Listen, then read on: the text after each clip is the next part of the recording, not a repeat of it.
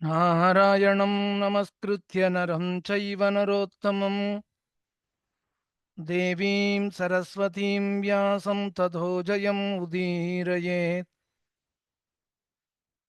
कृष्णाय वासुदेवाय देवकीनन्दनाय च नन्दगोपकुमाराय गोविन्दाय नमो नमः।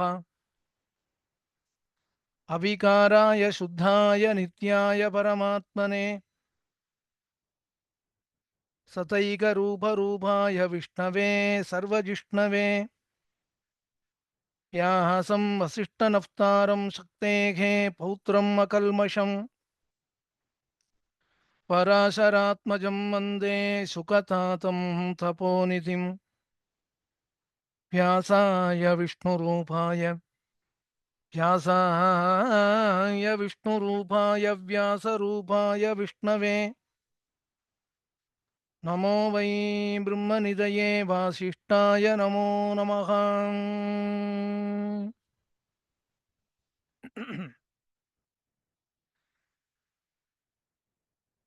பரம உத்தேசியமான விதுர நீதி மகாபாரதத்தினுடைய உத்தியோக பர்வா. அந்த உத்தியோக பர்வாங்கிறது ரொம்ப முக்கியமான பர்வா. பகவான் வாசுதேவன் தூது கிளம்பினானே அதை தெரிவிக்கக்கூடியது.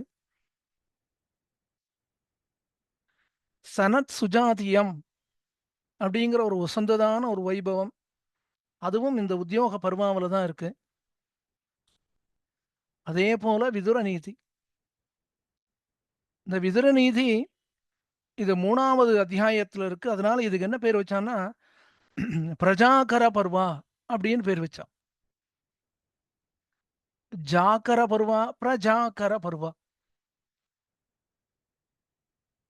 தூங்குறவனை எழுப்பக்கூடிய பர்வா அப்படின்னு இதுக்கு ஒரு அர்த்தம். விதுரநீதி ஆரம்பிக்கிறப்பவே திருதராட்டன் என்ன சொல்றான், விதுரா எனக்கு தூக்கம் வரலைன்னு சொன்னான். விதுரா எனக்கு தூக்கம் வரலைன்னு சொன்ன திருதராட்டன் இடத்துல விதுரன் பேசுறான். அந்த சம்வாதம் தான் விதுர நீதி அப்படின்னு பார்த்தோம். ஆனா தூங்குறவனை எழுப்புறது அப்படின்னு ஒரு அர்த்தம் சொல்றாளே, அதுக்கு என்ன தாத்பரியம் அப்படின்னா, தூக்கங்கிறது அஜானத்தினாலையும் வரும், தமோ குணத்தினாலையும் வரும். இப்ப திருதராட்டனுக்கு அஜானத்தினாலையும் தூக்கம் வரலை, தமோ குணத்தினாலும் தூக்கம் வரலை. என்ன சுவாமி, தமோ குணத்தினால தூக்கம் வரும்னு சொன்னீரே? தூக்கம் வர வேண்டிய காலம்தான், ராத்திரி நேரம்தான். எப்பொழுதும் திருதராட்டன் உறங்கக்கூடிய நேரம் அது. ஏன் அவனுக்கு உறக்கம் வரலைன்னா, அப்பதான் சஞ்சயன் வந்துட்டு போயிருக்கான். சஞ்சயன் ஏதோ சொல்லிட்டு போனான், அதை கேட்டதுல இருந்து திருதராட்டனுக்கு தூக்கம் வரல. இது தமோ குணம். இன்னொன்னும் அஜானத்தினாலும் தூக்கம் வரல. அஜானம்னா என்னதுன்னா, முதல்ல அஜானம் இருக்குங்கிறது தெரிஞ்சுக்கணும். ஆழ்வார் தெரிவிக்கிறார் அல்லவா, அறிவினால் குறைவில்லா அகல்யாலத்தவர் அறிய நெறியெல்லாம் எடுத்துரைத்த நிறையானத்து ஒரு மூர்த்தி. முதல்ல நமக்கு அஜானம் இருக்குங்கிறது தெரிஞ்சுக்கணும். அஜானம் இருக்குங்கிற ஞானம் வேணும். அதுக்கப்புறம் தான் அந்த அஜானத்தை போக்கி அதுக்கப்புறம் ஞானத்தை எப்படி சம்பாதிப்பது. ஒருவேளை உபனிஷத் தெரிவித்தார் போல ஒரு ஆச்சாரியனை தேடி போகணும். பரீட்சை லோகான் கர்மச்சிதான் பிராமணோ நிர்வேதமாயான் நாஸ்திய கிருத கிருத்தேன அப்படின்னு உபனிஷத் சொல்றதே நம்முடைய அஜானம் தொலையணும் என்பதற்காக ஒரு ஆச்சாரியன் இடத்துல போகணும், அடிபணிந்து அர்த்தங்களை கேட்கணும். இங்க அஜானத்தோடு இருக்கிறவன் திருதராட்டன், அவனுக்கு உபதேசம் பண்றவன் விதுரன். அதனால விதுரன் ஆச்சாரியன் ஆயிடுறான். சிஷ்யன்கிறவனுக்கு என்ன லட்சணம்னா, எனக்கு இது தெரியலையேன்னு சொல்றவன் சிஷ்யன். தெரியலையேன்னு ஒருத்தர் சொல்லணும், அவருக்கு எது தெரியலையோ அது நன்னா புரியற மாதிரி எடுத்து சொல்றவர் ஆச்சாரியன். அப்ப இங்க விதுரன ஆச்சாரியன்னு வச்சுக்கலாம். ஆனா அதுல ஒரு சின்ன கட்டமும் இருக்கு. கேட்கக்கூடிய சிஷ்யன் யாருன்னா சக்கரவர்த்தி. அப்ப உபதேசம் பண்றப்போ ரொம்ப ஜாக்கிரதையா பண்ணணும். சாமானிய ஆளுக்கு உபதேசம் பண்றோம்னா, எது எதார்த்தமோ அத சொல்லிடலாம். கேட்கிறவன் ராஜாவா இருந்தான்னா, நம்ம சொல்றது அவனுக்கு பிடிக்கலாம், பிடிக்காமயும் போகலாம். அது கூட விவகாரம் கிடையாது. ராஜா என்பதால கையில அதிகாரம் இருக்கு. அதனால நம்ம தண்டிச்சு விடுவான். அப்ப இவனுக்கு உபதேசம் பண்ணி நாம தண்டனைய வாங்கிக்கிறத விட உபதேசமே பண்ணாம இருக்கலாம். அல்லது அவனுக்கு அனுகுணமா நீ சொல்றது சரின்னு உபதேசம் பண்ணிவிடலாமேன்னா, இந்த விதுர நீதி முழுவதையும் வாசிச்சோம்னா, எந்த இடத்துலயுமே விதுரன் கேட்கிறவன் ராஜா, சக்கரவர்த்தி, அவன் நாம சொல்றத கேட்டு அவன் மனசு வருத்தப்படும். அதனால அவன் ஒருவேளை நம்ம தண்டிப்பான். இந்த விசாரம் எதுவும் சொல்றவனுக்கு இல்லை. சொல்லு அப்படின்னான். விதுரன் உடனே சொல்ல ஆரம்பிச்சுட்டான். சொல்லுன்னு கேட்டான் அர்ஜுனன். உடனே கண்ணன் எம்பெருமான் சொல்ல ஆரம்பிச்சுட்டான். சொல்ல வேணும்னு பிரார்த்தித்தார் மதுரகவி ஆழ்வார். உடனே சொல்ல ஆரம்பித்தார் நம்மாழ்வார். சொல்லென்னு தெரிவித்தாள் பரகால நாயகியினுடைய தாயார். உடனே கட்டுவித்தி சொல்ல ஆரம்பித்தாள். அப்ப சொல்லுன்னு நம்ம கேட்டுட்டோம். நீங்க தான் இத சொல்லணும்னா, உடனே மடை திறந்த வெள்ளமாகச் சொல்லணும். கேட்கிறவா யாருங்கிறதோ, அவர்கள் மனதுல என்ன அபிப்பிராயம் உண்டாகுங்கிறதெல்லாம் இங்க விசாரம் கிடையாது. சொல்ல வந்த விஷயம் என்ன? அதத்தான் எடுத்துச் சொல்லணும். அந்த ஸ்திதியில தான் இப்ப விதுரன் தர்மங்கள எடுத்துச் சொல்றான். அதுவும் இந்த விதுரநீதி வாசிச்சோம்னா, இன்னொன்னு நன்னா புரியும். சுவாமி நான் இந்தியாவுல இருக்கேன். ஏன்னா, இந்த முதல் செஷன்ல ஒரு சுவாமி ஒரு கேள்வி கேட்டார். இந்த தர்மம் பாரத தேசத்துக்கு மட்டும் தான் பொருந்துமான்னார். இந்த விதுர நீதிங்கிறது ஒரு மனுஷனுக்கு பொருந்தும். உடனே ஒரு கேள்வி வரும். மனுஷன்னா, அவன் இந்த வர்ணத்துல இருக்கான், இந்த ஆசிரமத்துல இருக்கான், இந்த தேசத்துல இருக்கான், இந்த காலத்துல இருக்கானே அப்படின்னா, இந்த விதுர நீதி எதையுமே வாசிச்சோம்னா பொதுவாகத்தான் இருக்கு. அதாவது ஒரு மனிதன் தர்மத்தை விடக்கூடாது. அப்ப அவனுக்கு ஸ்வதர்மம் என்பது என்ன? அத கையிலங்கு நெல்லிக்கனி அப்படின்னு தமிழ்ல சொல்லுவா. ஆங்கிலத்துல கிறிஸ்டல் கிளியர் அப்படின்னு ஒரு வார்த்தை அழகான வார்த்தை இருக்கு. அதாவது இத கேட்டுட்டோம்னா, அதுக்கப்புறம் நமக்கு சந்தேகம் வரக்கூடாது. அந்த வகையில விதுரன் திருதராட்டனுக்கு உபதேசம் பண்றான். அப்ப இது ஒரு பொதுவான தர்மம். தேசத்து ராஜா அப்படின்னா, திருதராட்டனாக இருந்தாலும் ராஜா தான். துரியோதனனாக இருந்தாலும் ராஜா தான். தர்மபுத்திரனாக இருந்தாலும் ராஜா தான். ராஜாவுக்கு உண்டான தர்மம்னா, யார் யார் ராஜாவாக இருக்கிறார்களோ, அவரவர்கள் இந்த தர்மத்தை விடாமல் அனுசரிக்க வேண்டும். அந்த அளவுக்கு இது முக்கியமான தர்மம்ங்கிற சொல்லுக்கு என்ன அர்த்தம்னா, "திரியதே அனேன இதி தர்மஹா" அப்படின்னு சொல்லியிருக்கா. எது நம்மை தரிக்கிறதோ, எது நமக்கு ஆதாரமாக இருக்கிறதோ, எதை விட்டு நம்மால் இருக்க முடியாதோ, எதை விட்டு இந்த உலகம் இயங்க முடியாதோ, அதற்கு தர்மம் என்று பெயர். தர்மோ விஸ்வஸ்ய ஜகத பிரதிஷ்டா.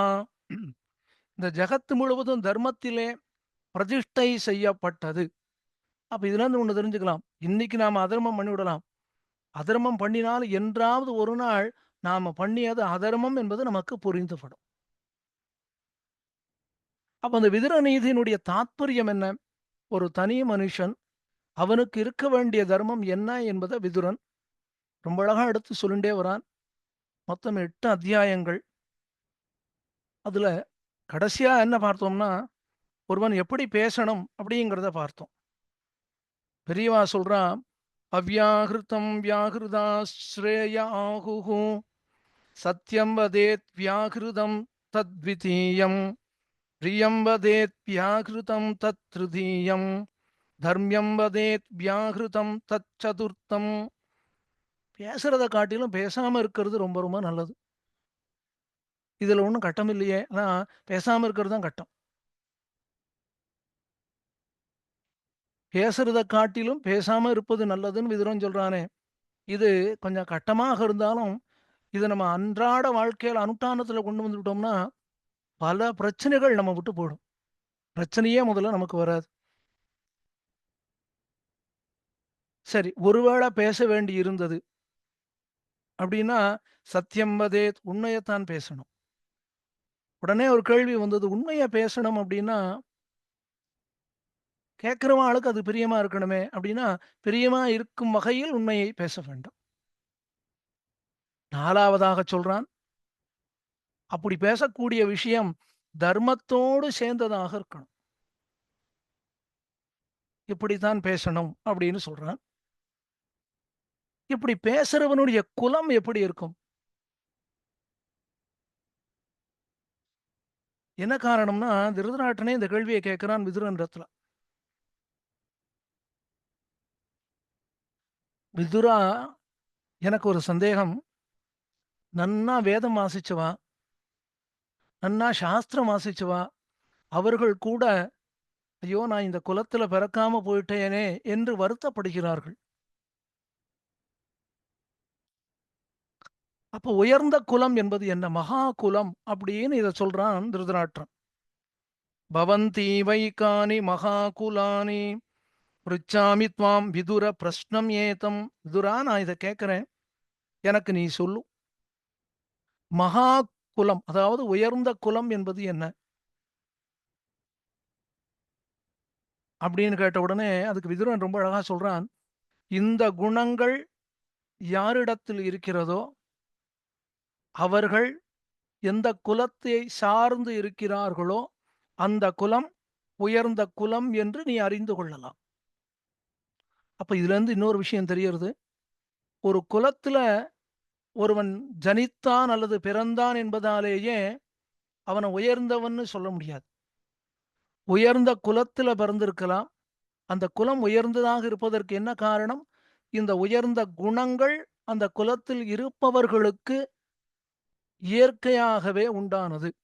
சரி, சுவாபாவிகமாகவே இந்த குணங்கள் இல்லை அப்படின்னா, நமக்கு இந்த குணங்கள் இல்லையேன்னு இந்த குணங்கள் இருப்பவர்களை பார்த்து நாம் கற்றுக்கொள்ளவும் முடியும். அப்ப அந்த குணங்கள் என்ன? 8 குணங்கள் சொல்றான். தபோதமோ பிரம்மவித்தம் திதிக்ஷா யுஜ்யாபிவாகா சாந்த்வனம் ச அன்னதானம் அஷ்டாவேதே நித்யமேவம் பவந்தி சதாம் குணாக தானி மகாகுலானி. முதல்ல சொல்றான் தபஸ் பண்ணணும். ஏன் தபஸ் பண்ணணும்னு சொல்றான்னா, தபஸ் பண்ணணும்னா இந்திரியங்களை அடக்கினால்தான் மனது ஒருமைப்படும். தபசுங்கிறதே என்ன? ஏதோ ஒரு விஷயத்தை இடைவிடாமல் தியானித்தல். அப்போ மனசு தானே தியானம் பண்ணணும். மனசு தியானம் பண்ணணும்னா அந்த மனசை அடக்கணும். மனசை அடக்கணும்னா இந்திரியங்களை அடக்கணும். அதனால 8 குணங்கள்ல முதல்ல தபஸ் அப்படின்னு சொன்னான். அடுத்தது இந்திரியங்களை அடக்க வேண்டும். இந்திரியங்களை தன் வசத்துல ஒத்தன் கொள்ள வேண்டும். 3வது, நன்னா வேதத்தை அத்தியனம் பண்ணியிருக்கணும். வேதத்தை தன்னுடைய சொத்தாக வச்சுருக்கணும். பிரம்மவித்தம். அடுத்ததாக சொல்றான், நல்ல பொறுமைசாலியாக இருக்கணும். இது மட்டும் போதுமானா? இது போராது. இதுக்கு மேல அனுஷ்டானம் வேணுமே. யாகங்கள், ஹோமங்கள் எல்லாம் அந்தந்த காலத்துல பண்ண வேண்டிய இந்த தர்ம காரியங்கள், அனுஷ்டானங்கள் எல்லாம் விடாம பண்ணணும். சரி, பிரம்மச்சாரியா இருக்கிற வரைக்கும் இதை நம்ம பண்ணிவிடுறோம். நமக்கு விவாகம் ஆயிடுறது. வரக்கூடிய பத்தினி நாம பண்ணக்கூடிய அனுஷ்டானங்களுக்கு ஏற்றவளாக இருக்கணுமே. விதுரன் சொல்றான், நம்முடைய அனுஷ்டானத்திற்கு ஏற்ற குலத்திலிருந்து பெண்ணை எடுக்க வேண்டும். இது அடுத்த குணம். நல்ல குலத்துல விவாகம் பண்ணிக்கணும். அடுத்து சொல்றான், இனிமையாக பேசணும். நம்மால முடிந்த அளவுக்கு ததியாராதனம், அன்னதானம் பண்ண வேண்டும். அப்போ தபஸ் பண்ணணும்.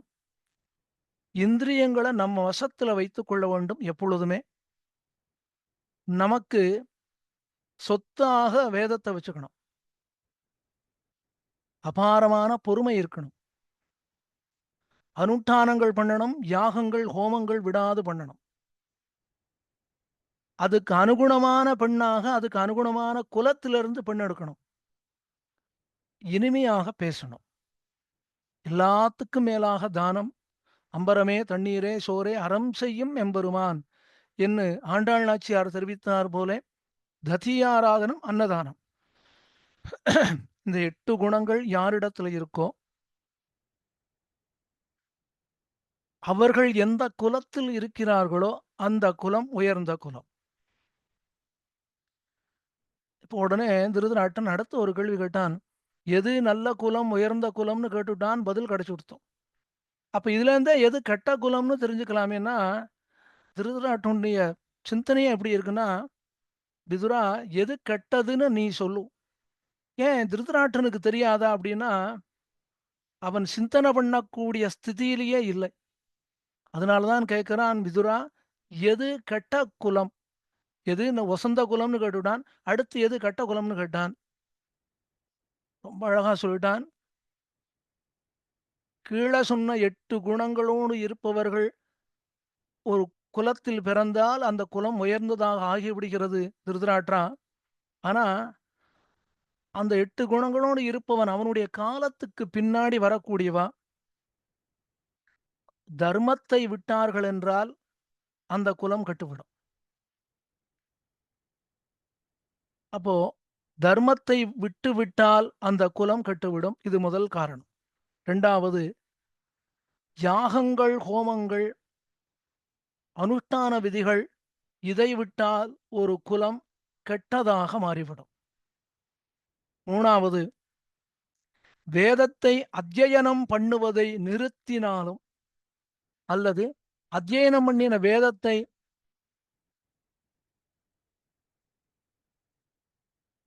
அடுத்தவர்களுக்கு சொல்லி வைக்காமல் இருந்தாலும் அந்த குலம் கெட்ட குலம் என்று தெரிவிக்கப்படுகிறது.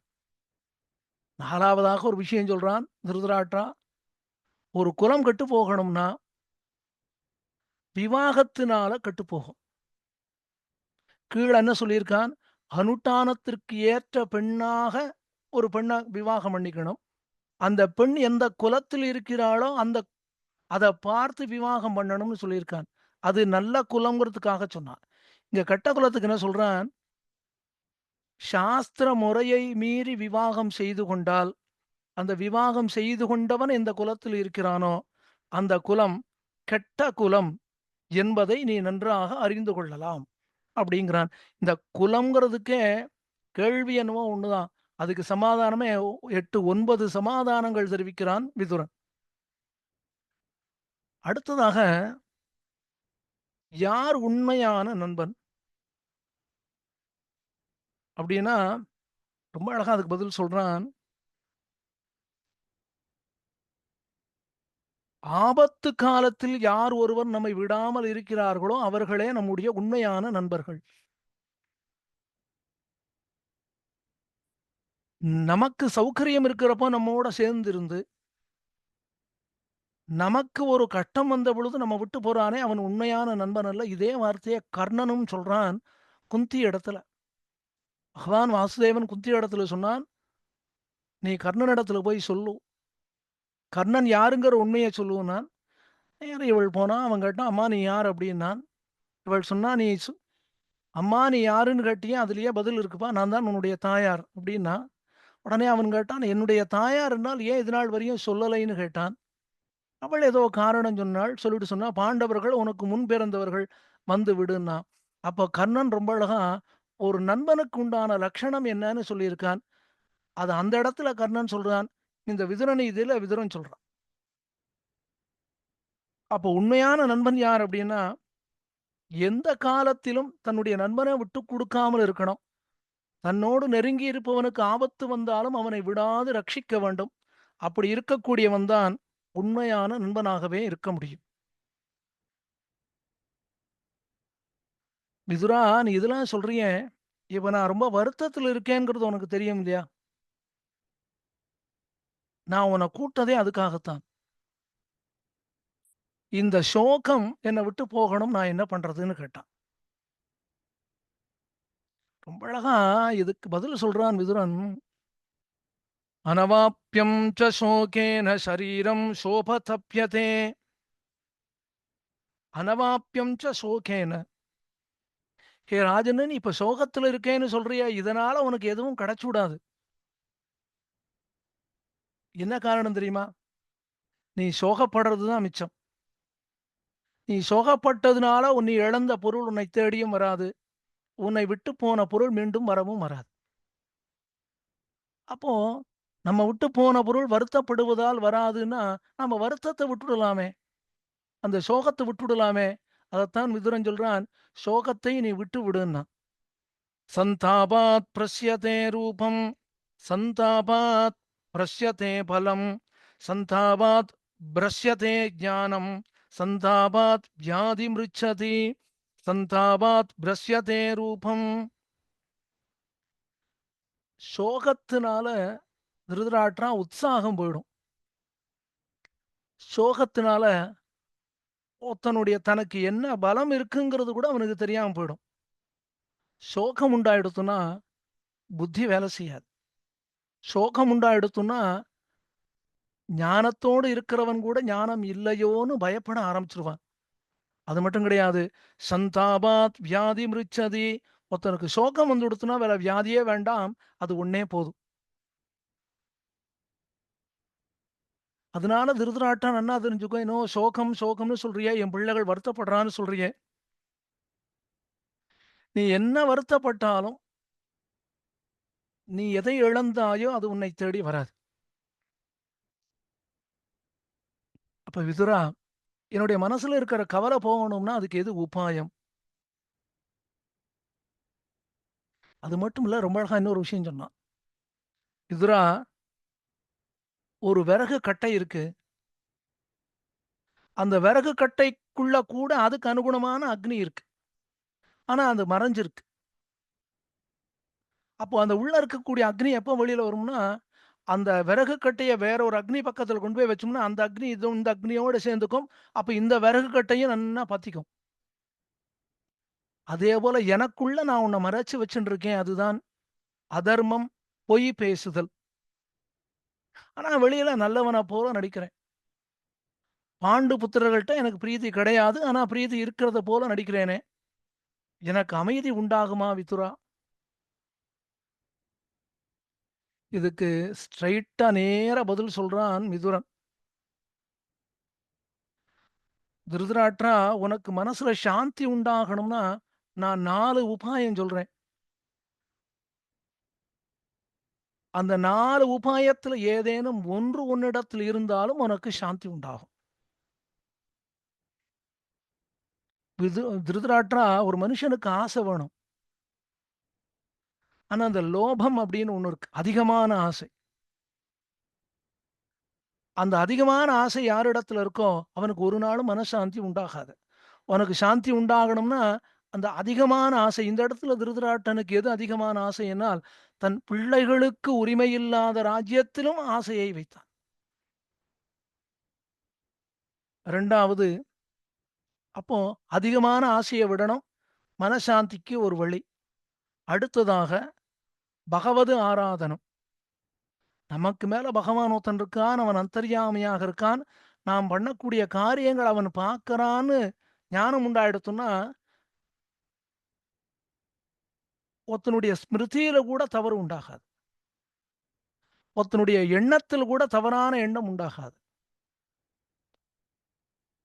3வது, திருதராட்டம் உனக்கு சாந்தி உண்டாகணும்னா, உன்னுடைய இந்திரியங்கள நீ ஜெயித்தால் தான் உனக்கு சாந்தி உண்டாகும். இந்திரியங்கள எப்படி ஜெயிக்கலாம்? இந்திரியங்கள அனுஷ்டானத்தினால தான் ஜெயிக்க முடியும். அப்ப அனுஷ்டானம்னா என்னது? பகவான கொண்டாடக்கூடிய மந்திரங்கள்.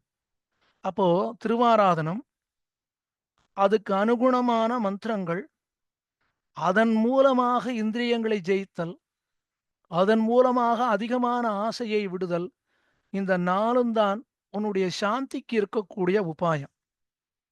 இது உன்னிடத்தில் இருந்தால் உனக்கு சாந்தி உண்டாயிடும். அடுத்ததாக ரொம்ப அழகா இன்னொரு விஷயம் சொல்றான். தன்னுடைய பந்துக்கள், தாயாதிகளோட சண்டை போடலாமா? அப்படின்னா, ரொம்ப அழகா சொல்றான். இதுக்கு சமாதானம் நெறையவே சொல்றான் விதுரன்.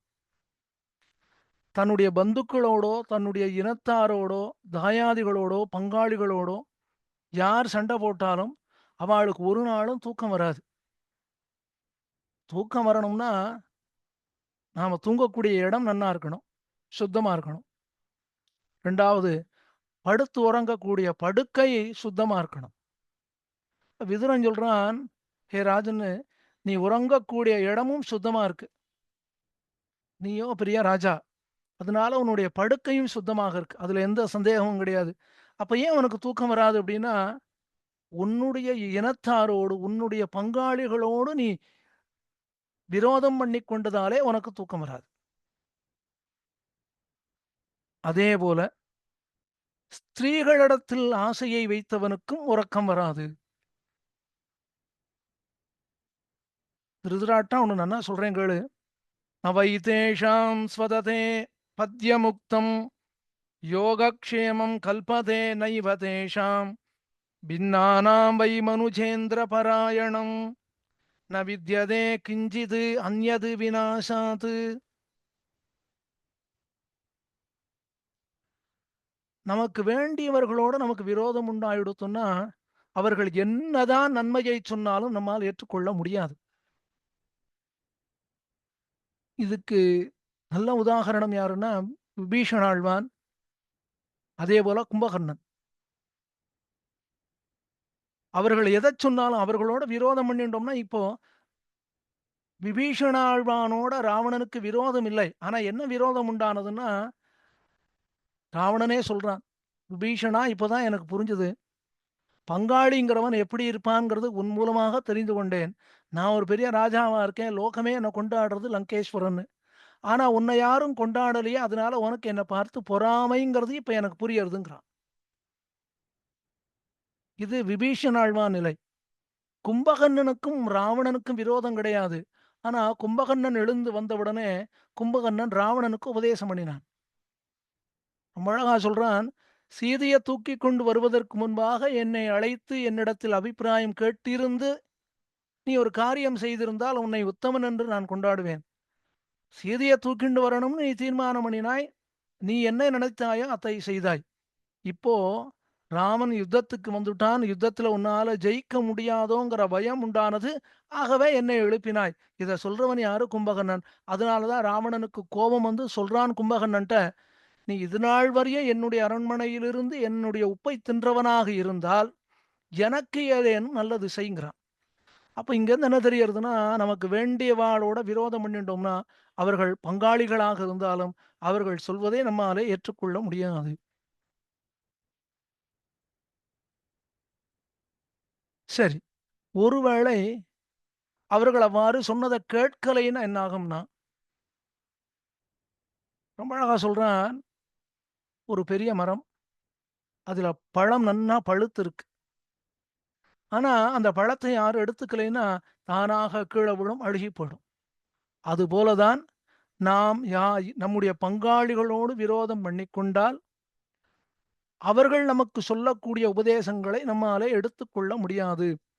பிருந்தாதீவ பலம் பக்வம் திருதராஷ்டிர பதந்தி தே. திருதராஷ்டிரா இன்னொன்னு சொல்றேன் கேட்டுக்கோ, நன்னா தெரிஞ்சுக்கோ. ஒரு பெரிய மரம், அந்த மரம் தனியாக இருக்கு. ஆனா பெரிய மரம், தனியாக இருந்தாலும் நன்றாக வளர்ந்த மரமாக இருக்கு. ரொம்ப ஆழமாக வேர் ஊன்றிய மரம், நல்ல அழுத்தமான மரமாக இருக்கு, நிறைய கிளைகளோட இருக்கு. அப்ப அந்த மரத்துக்கு வலிமை உண்டுங்கிறதுல எந்த சந்தேகம் கிடையாது. ஆனால் இப்படிப்பட்ட மரமும் சூறாவளி காற்று அடித்தால் கீழே விழுந்து விடும், வேரோடு பறி உண்டு கீழே விழும். அதே சமயம் இப்ப இப்ப பார்த்தோமே, இந்த மரத்தை போல அவ்வளவு உறுதியானதாகவோ வேறு ஊன்றிய மரமாகவோ இல்லை. ஆனா இந்த மரம் எந்த மரம்? எது அதிகமான பலம் இல்லாமல் இருக்கோ, ரொம்ப ஆழமாக வேர் ஊன்றாத மரமாக இருக்கோ, ஆனா அந்த மரம் என்ன பண்றதுன்னா தனியாக இல்லாமல் மற்ற மரங்களோடு சேர்ந்திருக்கு. இப்ப விதுரன் ரெண்டு விஷயம் சொல்றான். ஒன்னும் ஒரு பெரிய மரம் தனியாக இருக்கு, நன்னாக வேர் ஊன்றிய மரம் அபாரமான கிளைகளோடு இருக்கு. அதே இன்னொரு பக்கத்துல இன்னொரு மரம் இருக்கு, இவ்வளவு பலிஷ்டமான மரம் கிடையாது, இவ்வளவு ஆழமாக வேர் ஊன்றிய மரம் கிடையாது, ஆனால் அது தனியாக இல்லை, மற்றைய மரங்களோடு சேர்ந்திருக்கு. ஒரே சமயத்துல சூறாவளி காத்து வீசுறது, தனியா நிக்கிற மரம் கீழே விழுந்துடும், தன் இனத்தாரோடு சேர்ந்து இருக்கக்கூடிய மரம் கீழே விழாது.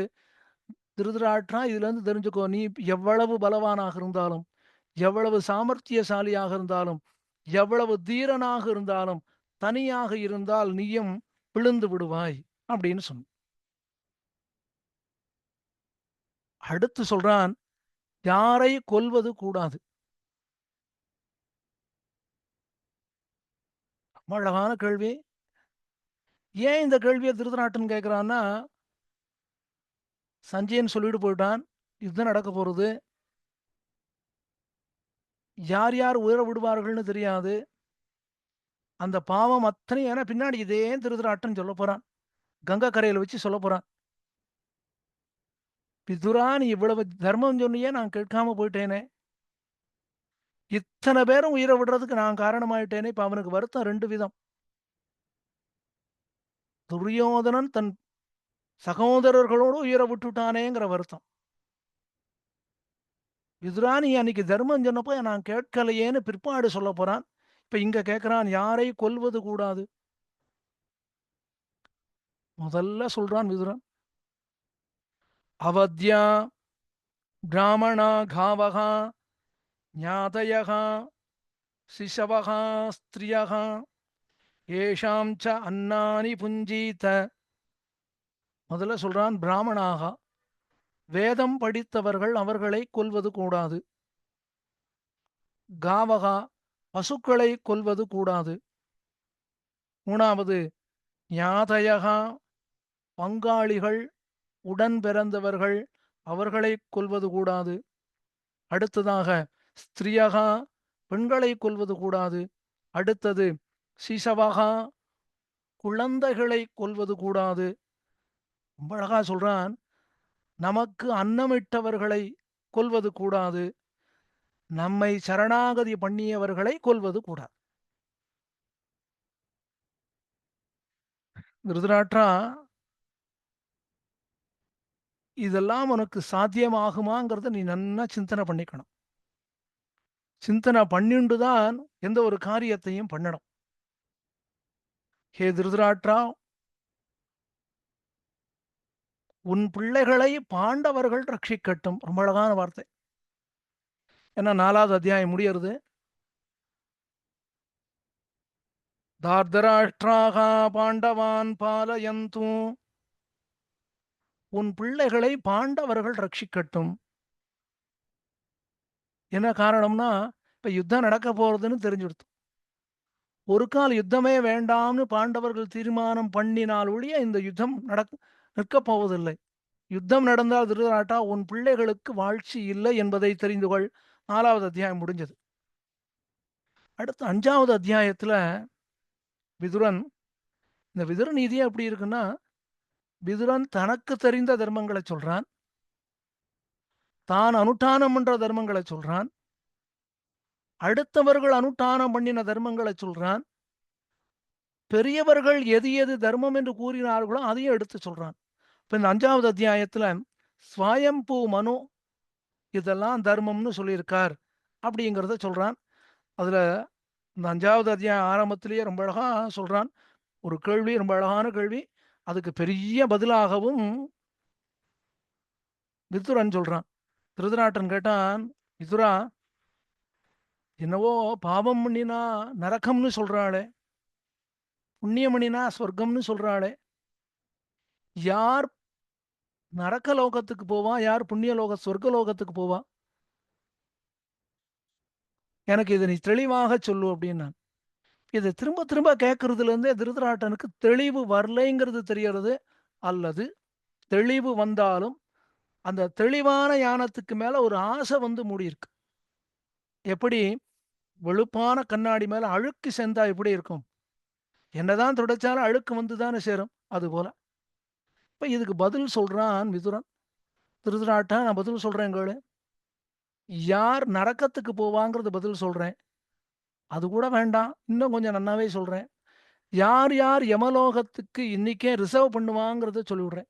இங்கிருந்து ஆழ்வார் திருநகரி போகணும், வைகாசி விசாகம், இங்கேருந்து சோழசிம்மபுரம் போகணும், ஆச்சாரியனை சேவிக்கணும், பெருமாளை சேவிக்கணும். நாம் எங்கேயோ திருநெல்வேலியில் இருக்கோம் அல்லது சென்னையில் இருக்கோம். இங்கேருந்து கிளம்பி போகணும்னா, உடனே ட்ரெயின்ல போகணும்னு பார்க்குறோம். ட்ரெயின் டிக்கெட் ரிசர்வ் பண்றோம். இந்த தேதியில இங்கேருந்து கிளம்பி போகணும். இந்த தேதியில இங்கேருந்து கிளம்பி வரணும். அதுபோல திருதராட்ரா யமலோகத்துக்கு யார் யார் ரிசர்வ் பண்ணியிருக்காங்கிறத சொல்றேன்னு சொல்றான். ஒரு பெரிய ஒரு பட்டியலே சொல்றான் இந்த இடத்துல. இத சொன்னவர் யாருன்னா, பிரம்மாவனுடைய பிள்ளை ஸ்வயம்பூ மனு சொன்னார். சப்ததசேமான் ராஜேந்திரஹா மனுஹு ஸ்வயம்பூ அப்ரவீத். ஸ்வயம்பூ மனு சொல்லியிருக்கார். 17 பேரை சொல்லியிருக்காராம். யாரு அப்படின்னா, ஒரு ஆச்சாரியன் பாடம் சொல்லி கொடுக்கிறார் இல்லையா, இவனுக்கு இதை சொல்லக்கூடாதுன்னு ஒருத்தன் இருக்கான். அதுக்கு தகுதி இல்லாதவன் இருக்கான். அவனுக்கு சொல்லக்கூடாது. அப்ப அவன் எப்படி சுவாமி கடை தேறுவான்? அப்ப அவனுக்கு எப்படி ஞானம் உண்டாகும்னா, இப்ப இத புரிஞ்சுக்கக்கூடிய பக்குவத்தை அவனுக்கு முதல்ல கொடுக்கணும். பக்குவத்தை அவனுக்கு கொடுத்தும் அதுக்கப்புறம் சொல்லணும். அப்ப முதல்ல சொல்றார், யாருக்கு எதைச் சொல்லணுமோ அதை நன்றாக தெரிந்து கொண்டு சொல்லாதவர். அப்ப யார் வேணா அங்க ஒழுங்கா நான் சொல்லிட்டே இருக்கேன் அப்படின்னா கேட்கிறவன், ஏன் இப்ப ஆன்லைனே வச்சுக்கலாமே. ஆன்லைன் உபன்யாசம், ஆன்லைன் ரகசிய கிரந்தங்கள், காலக்ஷேபங்கள் எல்லாமே நடக்கிறது. கேட்கிறவன் என்ன ஸ்திதியில இருக்கா? ஏன்னா கேட்கக்கூடிய விஷயம் வசந்ததான விஷயம். நமக்கு ஒரு ஆச்சாரியனுடைய கிருபையினால கிடைக்கிறதுன்னா, அதை எப்படி கேட்கணும்? நாம என்ன ஸ்திதியில கேட்கணும்?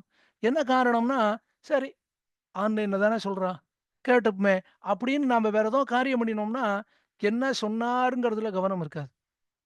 அதனால தான் பழைய காலத்துல இந்த ஓரான் வழின்னு வச்சதுக்கு என்ன காரணம்னா, ஒருத்தர் கேட்பார், அவருக்காக சொல்லுவார். அத கேட்கிறவன் மத்த பேர் இருப்பான். காலக்ஷேபம்ங்கிறது அப்படிதான். திரை போட்டிருப்பான். திரைக்குள்ள ஆச்சாரியன் எழுந்தருளி இருப்பார். இப்ப தெரியாதவர் கையில கிரந்தம் வச்சுண்டு வாசிப்பார். அப்ப ஆச்சாரியன் அதுக்குண்டான விவரணங்கள் எல்லாம் சொல்லிண்டே வருவார். இது திரைக்கு உள்ள நடக்கும். திரைக்கு அந்த பக்கத்துல எல்லாரும் உட்கார்ந்துட்டு இருப்பா. அதுலயும் எல்லாரும்னா கேட்கக்கூடிய யோக்கியதை இருக்கிறவா உட்கார்ந்து கேட்பா. அதனால தான் முதல்ல சொன்னான். இத சொல்லக்கூடாதுன்னு தெரிஞ்சும் சொல்றாரு இல்லையா? அவருக்கு யமலோகத்துல அவசியம் ஒரு சீட் ரிசர்வ் ஆயிருக்கும் திருதராட்ரா 1. 2வது அல்பமான லாபம் வந்தாலும் அத கண்டு என்னவோ பெருசா சந்தோஷப்படுறான் இல்லையா? இவன் 2. 3வது விரோதிய நம்பி ஜீவனம் பண்றான். இது 3வது. ஸ்திரீகள் கொண்டு வரக்கூடிய வருமானத்தினால இவன் தன்னுடைய ஜீவனத்த நடத்துறான். இது 4வது. யாரிடத்துல போய் கேட்கக்கூடாதோ அவர்களிடத்துல போய் பவதி பிக்ஷாந்தேகின்னு கேட்கிறான் இல்லையா? இது 5வது. 6வது தன்னையே எவன் ஒருவன் புகழ்ந்து கொள்கிறானோ அவன் 6வது. 7வது வசந்த குலத்துல பிறந்திருக்கான். ஆனா அனுஷ்டானங்கள் எல்லாம் விபரீதமாக இருக்கு இவன். அடுத்ததாக இவனுக்கு கொஞ்சம் கூட பௌருஷம் கிடையாது, வலிமை கிடையாது, இவனுக்கு பலம் கிடையாது, துர்பலனாக இருக்கான். அப்படி இருக்கிறவன் பலசாலியா ஒருத்தன் இருக்கான், அவனோட விரோதம் பண்ணிக்கிறான். அவனுக்கும் யமலோகத்துல ஒரு சீட்டு தயாரா இருக்கு. அடுத்ததாக உபதேசம் பண்றப்போ பகவான் கண்ணன் பெருமானே கீதை முடியறப்போ சொல்றான், அர்ஜுனா நான் உனக்கு இதை உபதேசம் பண்ணினேங்கிறதுனால எல்லாருக்கும் சொல்லாதே. உடனே அர்ஜுனன் கேட்டான், எனக்கு சொல்லிட்டியேன்னான். அப்பதான் பகவான் சொன்னான், உனக்கு நான் சொன்னேன்னா நீ கேட்டதுனால மட்டும் சொல்லல, இதை கேட்கக்கூடிய யோகிதை உண்டாங்கிறத பார்த்துட்டு தான் உனக்கு சொல்றேன். ஏன்னா 2வது அத்தியாயத்திலேயே ரொம்ப அழகா வியக்தமா அர்ஜுனன் கேட்கிறான், வாசுதேவா கார்பண்யதோஷகா, எனக்கு தர்மம் தெரிஞ்சாலும் தர்மம் தெரியாதவனை போல இருக்கேனே எனக்கு நீ சொல்லுன்னு கேட்கிறான். அதனாலதான் உனக்கு சொன்னேன் அர்ஜுனா. ஆனா நான் உனக்கு சொன்னேங்கிறதுக்காக எல்லாருக்கும் சொல்லாதே. அப்ப யாருக்கு சொல்லணும்? நம்பிக்கை இல்லாதவனுக்கு சொல்லாதே நான் பகவான் வாசுதேவன். அதே தான் இங்க விதுரன் சொல்றான். நம்பிக்கை இல்லாதவனுக்கு உபதேசம் பண்ணுவது கூடாது. அடுத்ததாக நாம எதுக்கு ஆசைப்படக்கூடாதோ, எந்த வஸ்துவ விட்டு விலகணுமோ, அந்த வஸ்துவை ஆசைப்படுபவனுக்கு யமலோகத்துல நிச்சயம் ஒரு இடம் உண்டு. அடுத்து சொல்றான், தன் மருமகளிடத்திலே விபரீதமாக பேசக்கூடிய மாமனார். அடுத்து சொல்றான், மருமகள், அதாவது நாட்டுப் பெண், அவள் குடும்பத்தார், அவர்கள் மூலமாக ஆதாயத்தை பெற்று அதனால ஜீவனம் நடத்துறவன். அது கூட ஆச்சரியம் இல்ல. அவர்களிடத்திலேயே போய் தன்னுடைய கௌரவத்தை காட்டுபவன். அடுத்து சொல்றான், அடுத்தவன் மனைவியை ஆசைப்பட்டு அடைந்தவன், ஸ்திரீகளை மிகவும் தூஷிப்பவன், ஒரு உபகாரத்தை பெற்றுக்கொண்டு உபகாரம் செய்தவரை பார்த்து, நீர் உபகாரம் செய்தீரோ, எனக்கு ஞாபகம் இல்லையே என்று சொல்பவன், திவ்ய தேசங்கள், புண்ணிய தீர்த்தங்கள், இவைகளிலே இதை கொடுக்கிறேன் என்று வாக்குறுதி சத்தியம் பண்ணிவிட்டு கொடுக்காமல் இருப்பவன், அசத்துக்களை நல்லவன் என்று கூறுபவன். திருதராட்ரா, இந்த 17 பேருக்கும் நிச்சயமா யமலோகத்துல ஒரு இடம் உண்டு. உடனே கேட்டான், சரி இந்த 17 பேரை சொல்லிட்டியே யமலோகத்துல இடம் உண்டுன்னு சொல்லி, அப்போ யமலோகத்துக்கு இவன் போயிடுவாளா, எப்ப போவான்னு கேட்டான். விதுரன் சொன்னான், யமலோகத்துக்கே இவன் போக வேண்டாம், இவன் இருக்கிற இடத்துக்கே யமனுடைய கத்தி வந்து இவனை கொன்னுடும்.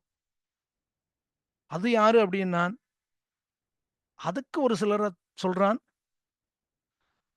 தன்னை பத்தியே ரொம்ப வசந்த அபிப்பிராயம் வச்சுட்டு இருக்கான் இல்லையா, அகங்கார மமகாரங்கள் அதிகமா இருக்கிறவன், ரொம்ப பேசுறவன், யாருக்கும் எதுவும் கொடுக்காதவன், நான் மட்டும் நன்னா இருக்கணும்னு நினைக்கிறவன், தன்னுடைய சிநேகிதனுக்கு துரோகம் பண்றவன், அபாரமாக கோபித்துக் கொள்ளக்கூடியவன், இவர்களுக்கு இந்த குணங்களே, இவன் இங்கிருந்து யமலோகமே போக வேண்டாம், இந்த குணங்களே யமனுடைய கத்தியை போல இவர்களை கொன்றுவிடும்.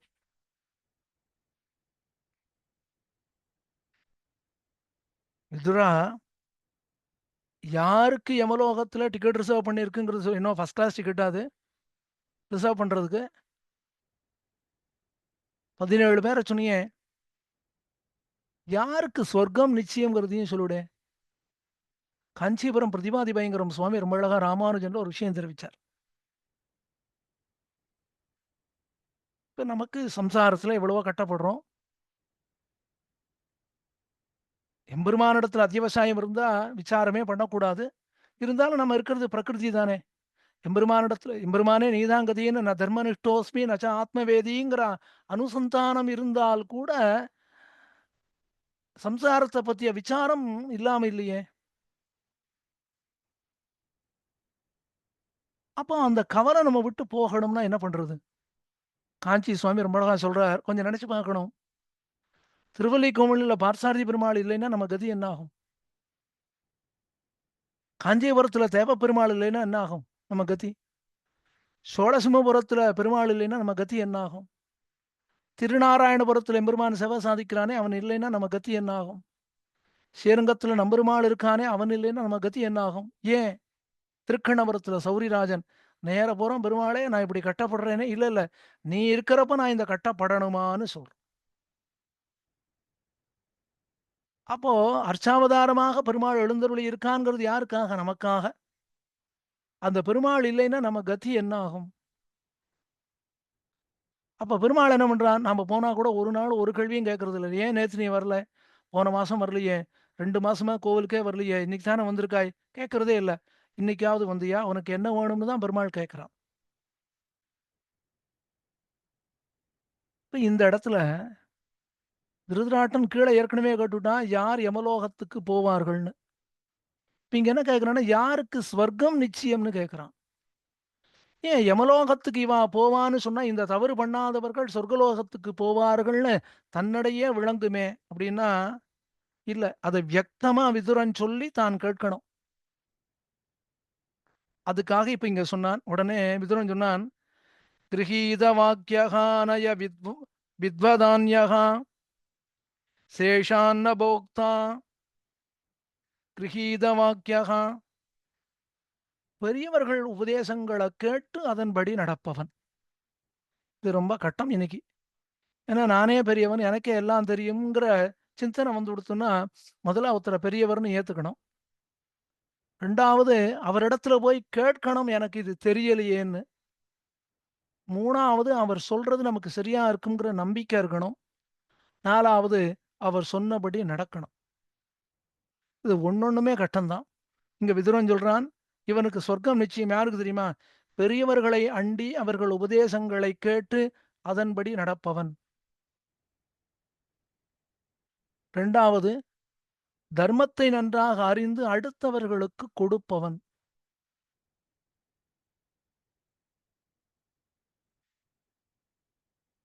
திருவாராதனம் பண்ணிவிட்டு அதற்கு பிறகு போஜனம் பண்ணுபவன்.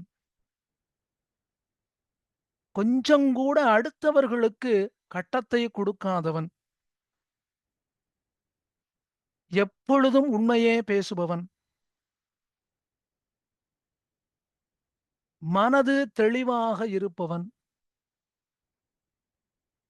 அபாரமான ஞானத்தோடு இருப்பவன். இவர்களுக்கு ஸ்வர்கலோகம் நிச்சயமாக உண்டு. திருதராட்ரா, அவனு நன்னா தெரிஞ்சுக்கோ. உன் பிள்ளை தவறு பண்றான்ங்கிறதுனால நான் இதை சொல்றேன். ஒரே நிமிஷம், கோட்டியார் க்ஷமிக்கணும், ஒரு நிமிஷம்.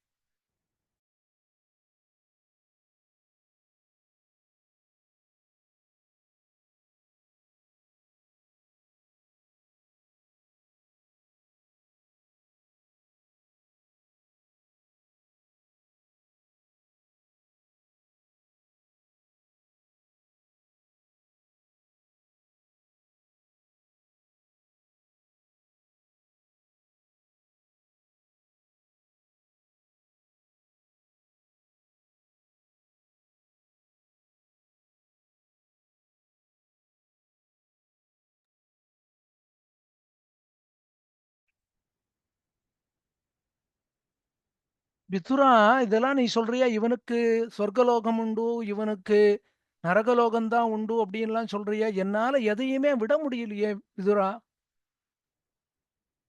ஏன்னா அந்த திருதராட்டன் பிறந்த உடனேயே சொல்றா, இந்த ஒரு பிள்ளைய நீ விட்டுட்டேன்னா உன் குலம் காப்பாற்றப்படும். ஆனா திருதராட்டன் கேட்கல. இப்ப விதுரன் சொல்றான், நன்னா தெரிஞ்சுக்கோ திருதராட்டா.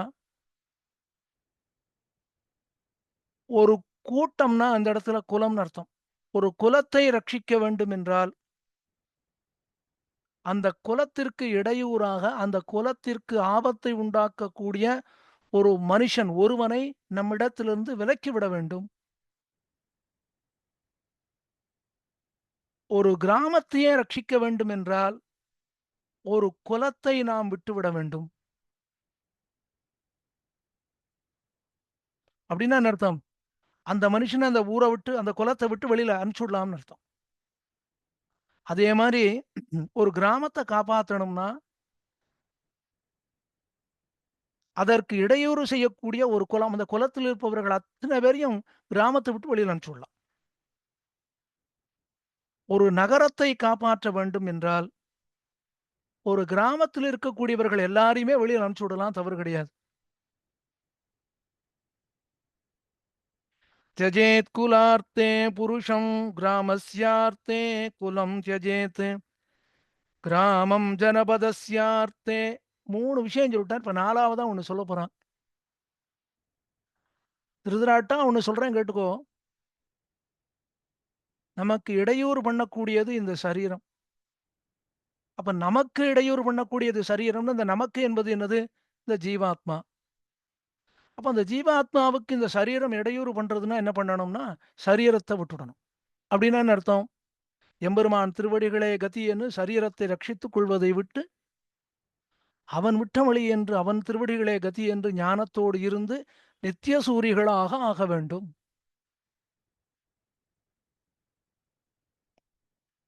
அடுத்து ஒரு கேள்வி கேட்கிறான். சூதாட்டம் ஆடலாமான்னு கேட்டிருக்கான்.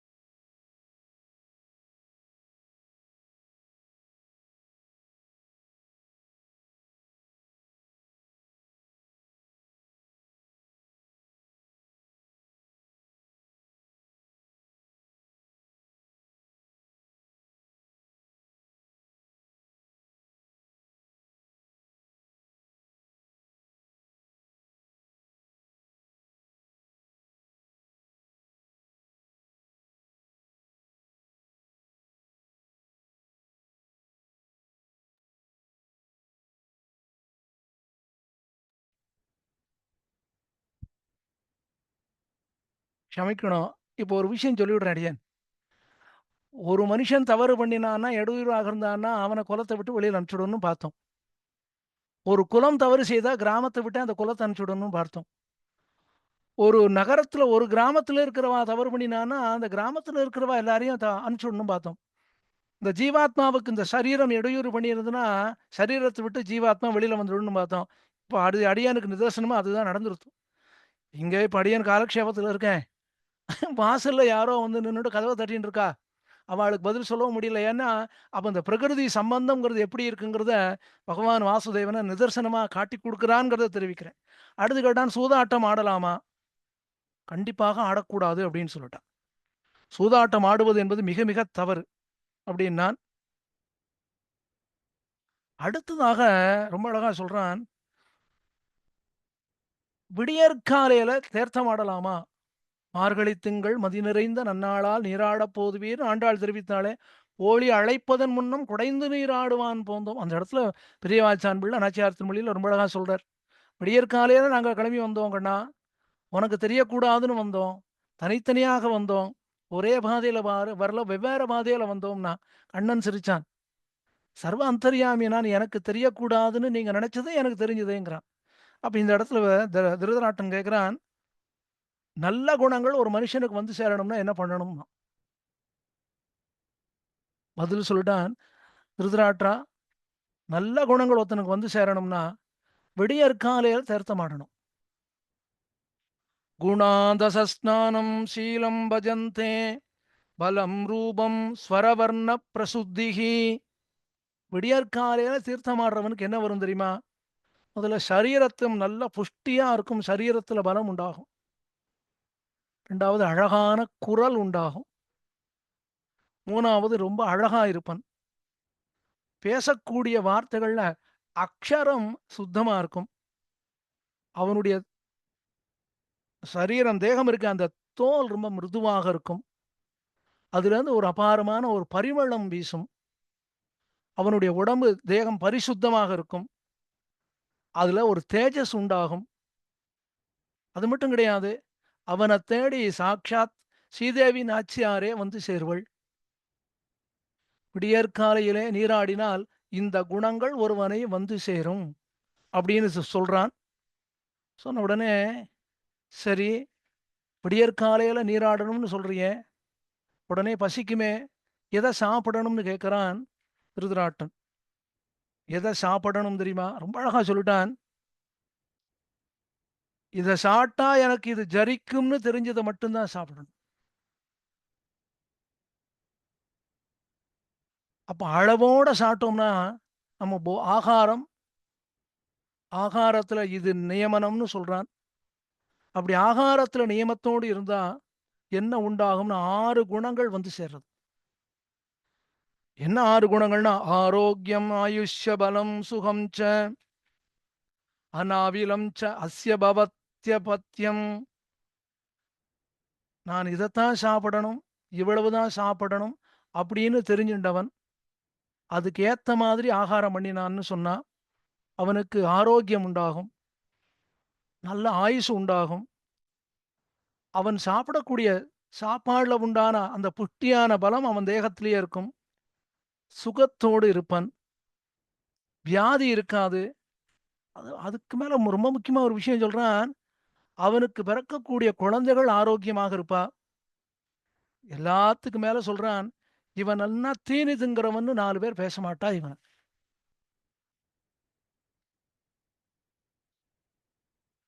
திருதராட்டிரா, நீ இத கேட்டியே, இன்னொன்னு சொல்றேன். நம்முடைய கிரகத்துல யார் இருக்கணும், யார் இருக்கக்கூடாதுங்கிறது ரொம்ப முக்கியம். யார் இருக்கக்கூடாது என்பதை தெரிந்து கொண்டு அவர்கள் நம்மோடு இல்லாமல் நாம் பார்த்துக் கொள்ள வேண்டும். அகர்மசீலம் அகர்மசீலம் ச மகாசனம் ச லோகத்விஷ்டம் பகுமாயம் நிருசம்சம் அதேசகாலக்யம் அனிஷ்டவேஷம் ஏதான் கிருஹே ந பதிவாசயேத. கீழ என்ன கேட்டான்? அதிகமாக சாப்பிடுறவன் சொன்னான் இல்லையா? இப்ப சொல்றான், நம்ம ஆத்துல யார் இருக்கக்கூடாதுன்னா, அதிகமா சாப்பிடுறவன் இருக்கக்கூடாது. அடுத்தது அகர்மசீலம், காரியமே பண்ணாம இருக்கான். காரியம் பண்ணாம இருந்தா கூட தப்பு இல்ல. அளவா சாப்பிட்டவனா இருக்கணும். காரியமும் பண்ணல, அபாரமா சாப்பிடுறான். இவன் 2 பேரும் இருக்கக்கூடாது. 3வது லோகத்துக்கே விரோதமாக நடக்கிறான். யாரிடத்திலும் விரோதம் பண்ணிக்கிறான். அவன் நம்மோடு இருப்பது கூடாது.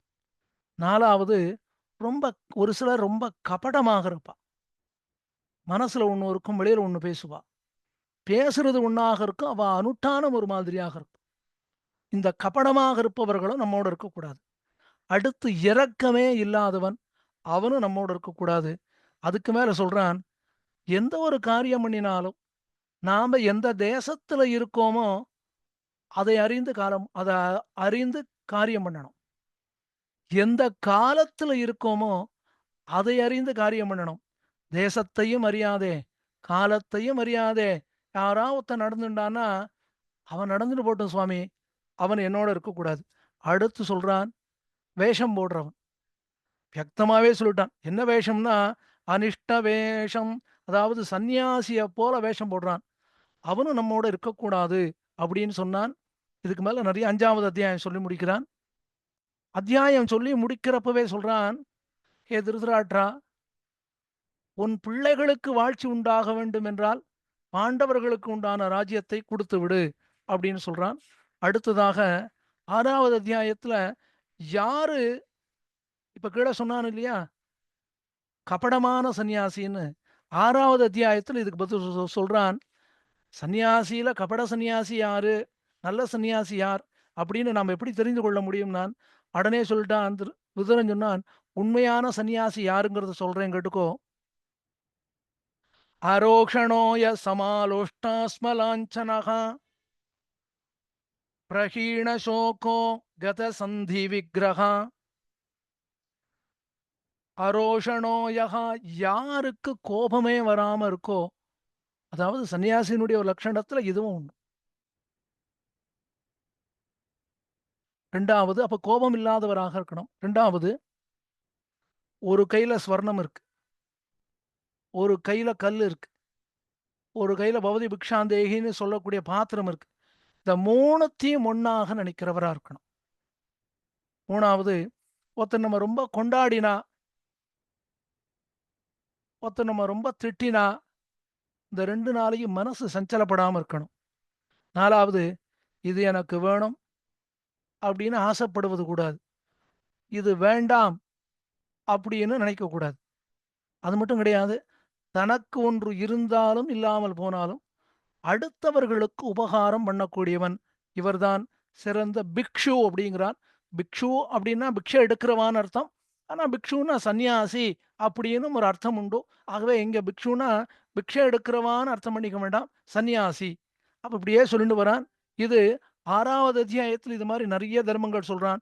சூதாடுறவாள் சூதாட்டம் ஆடுறவாள யார் புகழ்ந்து பேசுறாளோ, அதாவது இப்படி சொல்றான். சூதாடுறவா யாரை புகழ்ந்து பேசுகிறார்களோ, கூத்தாடிகள் சேர்ந்து யாரை கொண்டாடுகிறார்களோ, அவன் நல்லவனாகவே இருக்க முடியாதுங்கிறான். அப்போ இன்னைக்கு தெரியறது இல்லையா? 4 பேர் சேர்ந்து விட்டானா ஒருத்தனை கொண்டாடி விடுறா. அவன் நல்லவனா, கெட்டவனான்னு பார்க்கறது இல்லையே. அப்படி இருக்கிறவன் நல்லவனாகவே இருக்க முடியாது. இதுக்கு மேல 7வது அத்தியாயம் ஆரம்பத்திலேயே சொல்றான், விதுரன் சொல்றான், "திருதராட்ரா, நான் உனக்கு உபதேசம் பண்றேங்கிறது இருக்கட்டும். நான் உன் பிள்ளையான துரியோதனனிடத்துல நீ உபதேசம் பண்றப்போ, தகுந்த காலத்துல சொல்லணும். இப்ப சொல்லக்கூடிய காலம் சரியான காலம். யுத்தம் நடக்க போறது. யுத்தம் நடந்ததுன்னா, உன் பிள்ளைகளுக்கு வாழ்ச்சி கிடையாது. நாசம் தான் உண்டாகும். சரி யுத்தம் நடந்து ஒருவேளை என் பிள்ளை ஜெயிச்சுட்டான்னா என்ன பண்றதுன்னு கேட்கறியா? அது ஒரு காலத்துல நடக்காது. யுத்தம் ஆரம்பிக்கிறதுக்கு முன்னாடியே உபதேசம் பண்ண திருதராட்ரா. யுத்தம் ஆரம்பிச்ச அப்புறம் ஒரு நாள் அத நிறுத்த முடியாதுங்கிறான். இது 7வது அத்தியாயத்தின் ஆரம்பத்திலே சொல்ட்டான். அப்ராப்த காலம் வசனம். அப்ராப்த காலம். அதாவது சொல்ல வேண்டிய வார்த்தை சரியாக இருக்கணும். சொல்ல வேண்டிய காலத்துல சொல்லணும். சொல்ல வேண்டியவனும் சரியானவனாக இருக்கணும். ரொம்ப அழகா சொல்றான். சொல்ல வேண்டியவன் சரியானவனா இருக்கணும். சொல்ல வேண்டிய காலம் அழகா இருக்கணும். அவன் சொல்லக்கூடிய வார்த்தை இருக்கு இல்லையா? அதுவும் ரொம்ப முக்கியம். அப்படி இருக்கக்கூடியவன் சரியான காலத்துல சொன்னா, அப்படி சொல்லக்கூடிய வார்த்தைகள் அது யாரிடத்தில் போய் சேர வேண்டுமோ அவர்களிடத்திலே போய் சேரும் அப்படின்னா. உடனே திருதராட்டன்ட்ட மேல சொல்றான், திருதராட்டா அவனுக்கு க்ஷேம மரணங்கிறதுக்காக என்னிடத்துல கேட்டுட்டு இருக்கியே, உனக்கு க்ஷேமம் உண்டாகணும்னு நான் சொல்றேன் கேட்டுக்கோ. இவ்வளவு தர்மங்கள் சொல்லியிருக்கேன். இருந்தாலும் இப்ப சுருக்கமா சொல்றேன். யோ ஞாதி மனுக்ருண்ணாதி தரித்திரம் தீனமாதுரம். யகா எவன் ஒருவன் தன்னுடைய ஞாதி தன்னுடைய பங்காளி இருக்கானே அவனை அவனுக்கு உபகாரம் பண்ணி அவனை ரட்சித்து அவன் நன்னா இருக்கானான்னு பார்க்கறானோ, எவன் ஒண்ணுமே இல்லாம பரம தரித்திரனாக இருக்கான் அவனுக்கு வேணுங்கிற உபகாரத்தை பண்றானோ, ஒருத்தனுக்கு அபாரமா மனசுல ஏதோ கிளேசம் கவலை அவனுக்கு வேணுங்கிற உபகாரத்தை பண்றானோ, வியாதியோட ஒருத்தன் இருக்கான் அவன் வியாதி போறதுக்கு உபகாரம் பண்றானோ அப்படிப்பட்டவன். அப்ப இங்க 4 சொல்லிட்டான். பங்காளிகளுக்கு உபகாரம் பண்றவன், பரம தரித்திரனுக்கு உபகாரம் பண்றவன், கவலையோடு இருக்கிறவனுக்கு உபகாரம் பண்றவன், வியாதியோடு இருக்கிறவனுக்கு உபகாரம் பண்றவன். அப்படி எவன் ஒருவன் பண்ணுகிறானோ அப்படிப்பட்டவன் அவனுடைய புத்திரர்களாலே கொண்டாடப்படுகிறான். அவன் அவனுக்கு அவன் புத்திரர்களாலே க்ஷேமம் உண்டாகும். திருதராட்டா, இது ஏதாவது உனக்கு சேர்ந்திருக்கா பாத்தியா? இப்ப பாண்டு புத்திரர்கள் எப்படி இருக்கா? ஏழையாக இருக்கா, ராஜ்யம் இல்லை. ரெண்டாவது கவலையோடு இருக்கா. கவலை இருப்பதாலேயே அவர்களுக்கு நோய். எல்லாத்துக்கும் மேல அவர்கள் பங்காளிகள். அப்போ இந்த 4ல ஏதேனும் ஒண்ணு இருந்தாலே அவர்கள் இருக்கும் இடத்திலே சென்று அவர்களுக்கு வேண்டியதை கொடுத்து அவர்களை ரட்சிக்க வேண்டும் அப்படின்னு சொன்னா, இப்ப பாண்டு புத்திரர்களுக்கு இந்த 4மே உண்டு. அப்ப அவர்களிடத்திலே நீ எப்படி நடந்து கொள்ள வேண்டும் என்பதை நீ புரிந்து கொள்ள வேண்டும் அப்படின்னு சொன்னான். இதுக்கு மேல தர்மம் எப்படி இருக்கும், தர்மத்தை எப்படி நாம ரட்சிக்கணும், அது மட்டும் கிடையாது. ஒரு கிரகத்துல எப்பொழுதும் இருக்க வேண்டியது இதெல்லாம் எப்பொழுதும் இருக்கணும். அதுக்கப்புறம் ஆசை ஒருத்தனுடைய ஜென்மாவை எப்படி வதம் பண்ணும் கொன்னுடும் அப்படின்னு சொல்லிட்டே வந்தான். சொல்லிட்டு வந்துட்டு ரொம்ப அழகா சொல்றான். திருதராட்டா, நானும் உனக்கு சொல்லிண்டே வந்துட்டு இருக்கேன், கேட்டுட்டே வந்திருக்கியே. உண்மையாகவே இப்ப நான் சொல்றேன், நீ கேட்கிறியே. இது உனக்கு நன்னா உன் மனசுல இது தங்கி அதை நீ நன்னா தீர்க்கமாக சிந்தனை பண்ணி அது மாதிரி நடக்கணும். அது மாதிரி நீ நடக்கணும்னா இப்ப நான் சொல்றதெல்லாம் உனக்கு இருக்கக்கூடாது. அதாவது ஞானத்துக்கு இடைஞ்சலாக இதெல்லாம் இருக்கும். என்னது அப்படின்னா அகங்காரம். நான் என்னதான் சொல்லிட்டு வந்தாலும் நான் ராஜா எனக்கே எல்லாம் தெரியும்னு அகங்காரம் இருந்ததுன்னா இப்ப நான் சொல்றது எதுவும் உனக்கு ஏறாது. ரெண்டாவது அகங்காரத்தினால திமிர் உண்டாகும். மூணாவது வீண் பேச்சு பேசுறவா, வியர்த்தமா காலத்தை போக்குறவா, அவளோட சேர்ந்து இருந்தாலும் இப்ப நான் சொல்ற ஞானம்ங்கிறது உனக்கு சேராது. நாலாவது அபாரமா சோம்பலோட இருக்கிறவன். அவனுக்கும் அவன் அவனால படிக்கவே முடியாது. படிச்ச படிப்பு தங்கணும்னு சொன்னா அவனுக்கு சோம்பல் இருக்கக்கூடாது. அடுத்ததாக மோகம் என்பது ஒரு நாளும் இருக்கக்கூடாது. இது யாருக்கு இல்லாமல் இருக்கிறதோ அவனுக்குத்தான் இப்ப நான் சொல்லக்கூடிய விஷயம் புரியும், நான் சொல்லக்கூடிய விஷயம் தங்கும் அப்படின்னு சொன்னான். அப்ப யாருக்கு மோகம் உண்டாகாது அப்படின்னா, எவனுக்கு அஞ்ஞானம் இல்லையோ, எவன் ஞானத்தினாலே முதிர்ந்தானோ அவனுக்கு ஒரு நாளும் மோகம் வராது. எவன் தர்மத்தை அறிந்தானோ, எவன் தர்மத்தாலே முதிர்ந்தவனாக இருக்கானோ அவனுக்கு ஒரு நாளும் மோகம் வராது. எவன் பெரியவர்களை அண்டி அவர்கள் சொற்படி நடந்து கொள்கிறானோ அவனுக்கும் மோகம் என்பது உண்டாகாது. ஆகவே திருதராட்டா, உனக்கும் நான் இவ்வளவு தூரம் எது தர்மம், எதை நீ செய்ய வேண்டும், எதை பேச வேண்டும், எதை எப்படி பேச வேண்டும், எதை எந்த காலத்துல பேசணும், எதை எந்த தேசத்துல பேச வேண்டும் எல்லாம் உனக்கு சொல்லிட்டேன். இதன்படி நடந்தால் 4 வர்ணங்கள் அதனுடைய தர்மங்கள் இதெல்லாம் சொல்லிட்டேன். ஏன் சொன்னேன் தெரியுமா? காரணத்தையும் சொல்லி விடுறேன். பாண்டு புத்திரர்கள் தர்மத்தை விடாம இருக்கா. உன் பிள்ளைகளிடத்திலும் தர்மம் இல்லை, உன்னிடத்திலும் தர்மம் இல்லை. உன்னிடத்தில் தர்மம் உண்டானால், இப்ப நான் சொன்ன தர்மத்தை கேட்டு அதன்படி நடந்தால் உனக்கு க்ஷேமம் உண்டாகும்.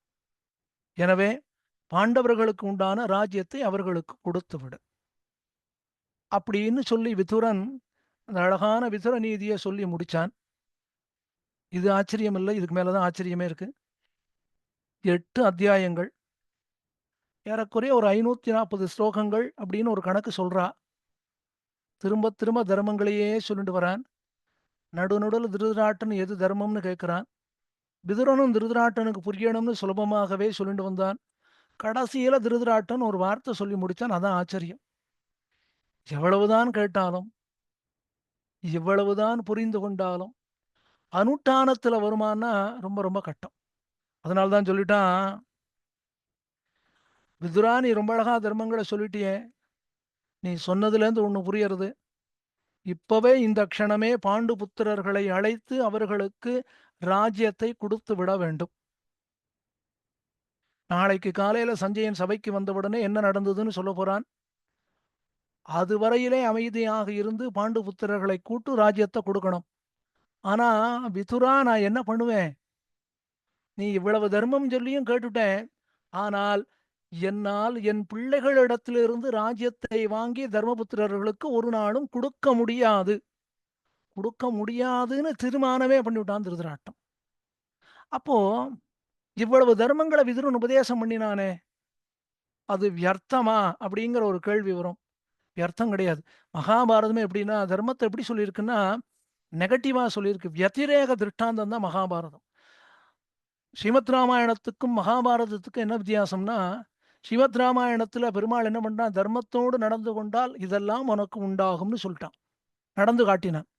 மகாபாரதத்துல என்ன சொல்றான்னா, இதெல்லாம் பண்ணினா அதர்மம், இந்த அதர்மத்தோடு இருந்தால் உனக்கு தர்மம் உண்டாகாது, அதனால இவ்வளவு உனக்கு கட்டங்கள் உண்டாகுங்கிறான். மகாபாரதம் வியதிரேகமாக தர்மத்தை காட்டி கொடுத்தது. அதைத்தான் விதுர நீதியில பார்க்கிறோம். இவ்வளவு நியாயங்களையும் தர்மங்களையும் எடுத்து கூறிய பொழுதும் கடைசியில திருதராட்டன் என்ன சொல்லிட்டான், முடியாது, என்னால கொடுக்க முடியாதுன்னா விதுரன் சொல்லிட்டான். முடிஞ்ச உடனே விதுரன் சொல்லிட்டான், ஹே ராஜன்னு நீ என்ன கூட்டு எது தர்மம்னு கேட்டாய், நான் சொல்லிட்டேன். இந்த தர்மத்தை அனுஷ்டானம் பண்றதோ பண்ணாம இருக்கிறதோ, உனக்கு ஜெயம் உண்டாகிறதோ உண்டாகாம இருக்கிறதோ, எது நடக்கணுமோ அதை யாராலையும் மாற்ற முடியாது, அதுதான் நடக்கும்.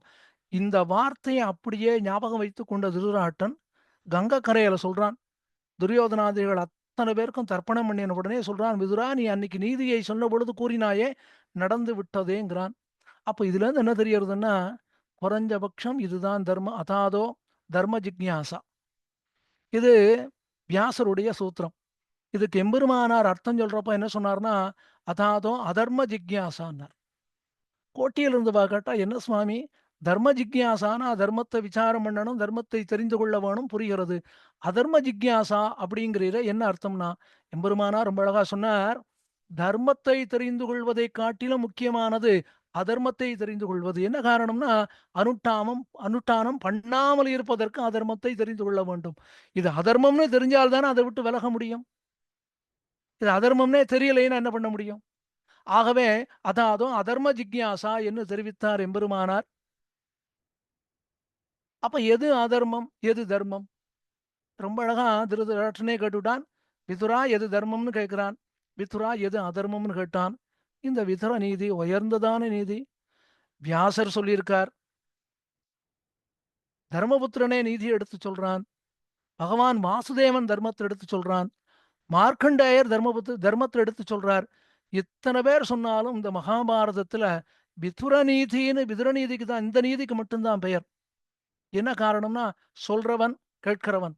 கேட்கிறவன் ராஜாவாக இருந்தாலும் தன்னை விட கீழே இருந்தவன்கிட்ட கேட்டான். இதுல இருந்து நாம தெரிஞ்சுக்கணும், இவாளுக்கு என்ன தெரியும், அவருக்கு என்ன தெரியும், அவரிடத்துல நாம கேட்பதா இந்த எண்ணம் கூடாது.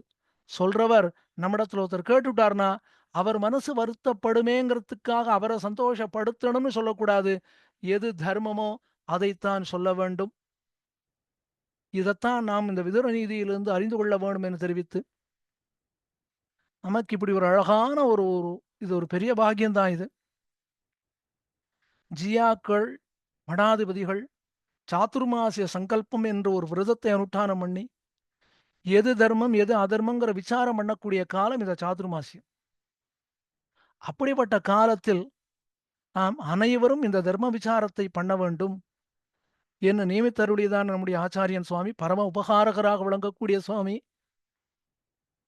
என்ன சுவாமி நியமனம் இல்லைன்னா இந்த தர்மங்கள் என்னன்னு நம்ம தெரிந்து கொள்ளவே முடியாது. ஏனோ விதுர நீதி ஏதோ சொன்னார், வியாசர் சொல்லியிருக்கார், விதுரன் சொல்லியிருக்கான். ஆனா இந்த விதுர நீதியை கேட்டுட்டோம்னா நாம் எந்த அளவுக்கு இதுபடி நடந்துக்கிறோம், எந்த அளவுக்கு இதுல விலகி இருக்கோங்கிறதும் தெரிஞ்சிடும். அப்ப நம்மால முடிந்தது, முடிந்த வரையிலே இதை அனுஷ்டானத்துல கொண்டு வருவதற்கு முயற்சியாவது பண்ணணும். இதெல்லாம் ரொம்ப கஷ்டம் சுவாமி, நம்மால முடியாது அப்படின்னு சொல்லிட்டோம்னா அது வியர்த்தமாயிடும். நாம அடுத்து திருதராட்டனம் ஆயிடுவோம். அப்ப குறைஞ்சபட்சம் அனுஷ்டானம் பண்ண முடியுமா அப்படிங்கிற விசாரத்தையாவது நாம் பண்ண வேணும் என்ன பிரார்த்தனையோடும் அடியேனே இந்த கோட்டிலே 2 வார்த்தைகள் விண்ணப்பிக்க வேணும் என்று நியமித்தருளியதான ஆச்சாரியன் சுவாமியினுடைய தேனேமலரும் திருவடி தாமரைகளிலே அடியனுடைய பிரணாமங்களை தெரிவித்துக் கொண்டும், இந்த கோட்டியில் எழுந்தருளி இருக்கக்கூடிய ஏறக்குறைய இன்னைக்கு ஒரு 24 பேர், அடியனை சேர்த்து 24, சேர்க்காம 23 நினைக்கிறேன். எழுந்தருளி இருக்கக்கூடிய கோட்டியார், கோட்டியாருடைய திருவடி தாமரைகளிலும் அடியனுடைய பிரணாமங்களை தெரிவித்துக் கொண்டும், அடியமோடு நின்னோடும் பிரிவின்னி 1000 பல்லாண்டு என தெரிவித்துக் கொண்டும் அடியனுடைய வார்த்தையை இத்தோடு முடிவரச் செய்கிறேன். ஸ்ரீமத்யை விஷ்ணு சித்தாரிய மனோநந்தன ஹேதவே நந்தநந்தன சுந்தர்யை கோதாயை நித்யமங்களம். ஸ்ரீமதே ரம்யஜாமாத்ரு முனீந்திராய மகாத்மனே ஸ்ரீரங்கவாசினே பூயாத் நித்யஸ்ரீ நித்யமங்களம். பிருந்தாரண்ய நிவாசாய பலராமானுஜாய ச ருக்மிணி பிராணநாதாய பார்த்தசூதாய மங்களம். ஸ்ரீமன்மகாபூதபுரே ஸ்ரீமத்கேசவயஜ்வனா காந்திமத்யாம் பிரசூதாய யதிராஜாய மங்களம். ஆழ்வார் எம்பெருமானார் ஜீயர் திருவடிகளே சரணம். ஆச்சாரியன் திருவடிகளே சரணம்.